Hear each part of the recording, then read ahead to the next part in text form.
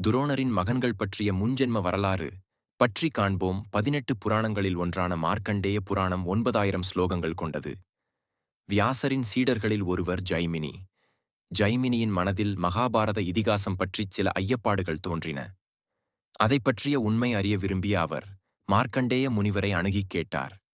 மார்க்கண்டேயர் ஜைமினுடைய சந்தேகங்கள் மதித்தார். ஆனால் தனக்கு வேறு கடமைகள் இருப்பதால் அவற்றை விளக்க நேரமில்லை என்று கூறினார். அவர் ஜைமினியிடம், நீங்கள் விந்திய மலைக்குச் செல்லுங்கள். அங்கு ஒரு குகையில் வேதங்களை ஓதிக்கொண்டிருக்கும் 4 பறவைகளைக் காண்பீர்கள். அவைகள் முக்காலம் உணர்ந்தவைகள். சகல சாஸ்திரங்களையும் கற்றுணர்ந்தவைகள். அவர்கள் துரோணரின் புதல்வர்கள் என்றும் கூறினார். அவர்கள் உங்கள் சந்தேகத்தை தீர்த்து வைப்பர் என்றும் கூறினார். இதைக் கேட்ட ஜைமினி வியப்புற்றார். துரோணரின் புதல்வர்கள் ஏன் பறவைகளாயினர் என்று கேட்டார்.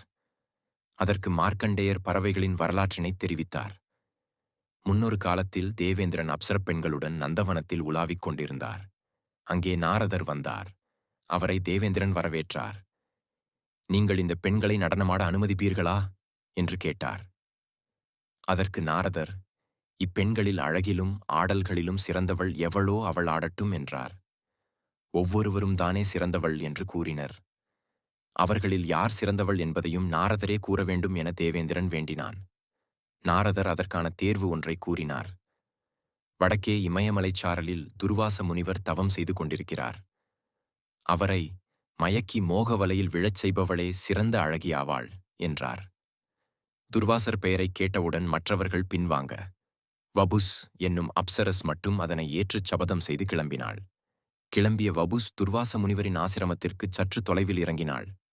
பரிமளத் திரவியங்களைப் பூசிக்கொண்டு அழகிய ஆடை அணிகளுடன் ஆடிப் பாடலானாள். இதனால் தவம் கலைந்த துர்வாசர் கோபமுற்று அவளை 16 ஆண்டுகள் பறவையாகப் பறந்து திரியுமாறு சாபமிட்டார். வபுஸ் முனிவர் திருவடிகளில் விழுந்து வணங்கினாள். தனக்குச் சாப விமோசனம் அளிக்க வேண்டினாள். அதற்கு முனிவர், பாரதப் போரில் அர்ச்சுனன் பாணத்தால் அடிபட்டு பாப விமோசனம் அடைவாய் என்றார்.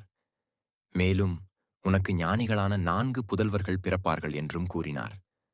மீதி அடுத்த பாகத்தில் பார்ப்போம். சர்வம் ஸ்ரீ கிருஷ்ணார்ப்பணம். #போஸ்ட்வைரல்ஷி #மகாபாரத் கதா #கர்ணன் #துரோணர் #கிருஷ்ணன் #போர் #பீஷ்மர் வார் #வரலாறு #பீஷ்மா #கிருஷ்ணா #கிருஷ்ணலோவே #பண்டுராங் பக்தி #கிருஷ்ணா கண்ணன் #பக்தி மகாபாரத் #மகாபாரதம் #மகாபாரதம் புராணம்